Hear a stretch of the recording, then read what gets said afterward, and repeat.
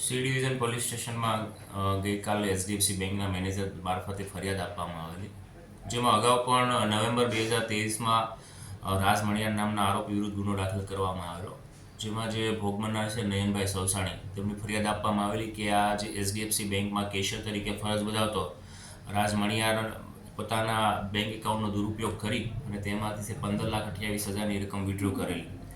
આ બાબતે C ડિવિઝનની team દ્વારા છે આ રાજ મણિયારની ધરપકડ કરવામાં આવેલી, નામદાર કોર્ટમાં રજૂ કરતા દિન 8ના રિમાન્ડ મંજૂર કરવામાં આવેલા.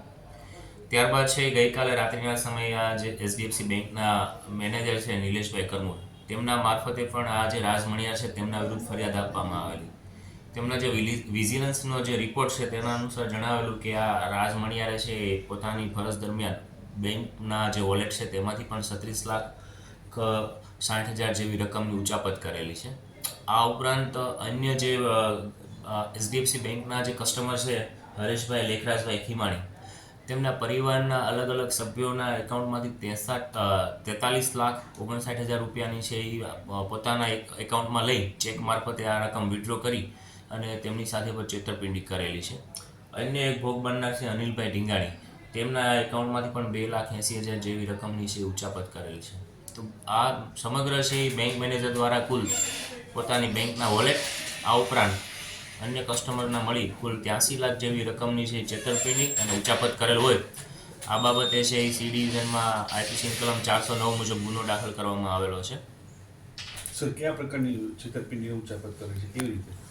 હમણાં જે આ રાજ મણિયાર કરીને જે આરોપી છે તે સૌપ્રથમ તો આ જે કસ્ટમરના એકાઉન્ટની વિગત મેળવી લે છે અને કોરો ચેક મેળવી તેમાં જે એના એકાઉન્ટમાં જે રકમ હોય છે તે પોતાના એકાઉન્ટમાં ટ્રાન્સફર કરી દે છે. ત્યારબાદ નેટ બેન્કિંગ મારફતે પોતે છે એ એન્જેલો બ્રોકિંગમાં ઇન્વેસ્ટમેન્ટ કરતો હોવાનું છે એ પ્રાથમિક પૂછપરછ દરમિયાન ધ્યાને આવેલું છે. સૌપ્રથમ તો જ્યારે તેના પર ક્રેડિટ કાર્ડના ચક્કરમાં છે તેના ઉપર 8 થી 10 લાખનું દેવું થઈ ગયેલું. ત્યારબાદ તેને શરૂ કરેલું અને પછી છે તે સ્ટોક માર્કેટમાં એન્જેલો બ્રોકિંગમાં છે આ રૂપિયાનું ઇન્વેસ્ટમેન્ટ કરતો હોય તેવું હાલ પ્રાથમિક રીતે જણાવી રહેલો છે. તો અલગ અલગ તેના જે સ્ટોક માર્કેટના એકાઉન્ટ છે તેની વિગતો મગાવવાની તપાસ દરમિયાન કાર્યવાહી શરૂ છે. સર, એમાં બીજું કોઈ સામેલ છે?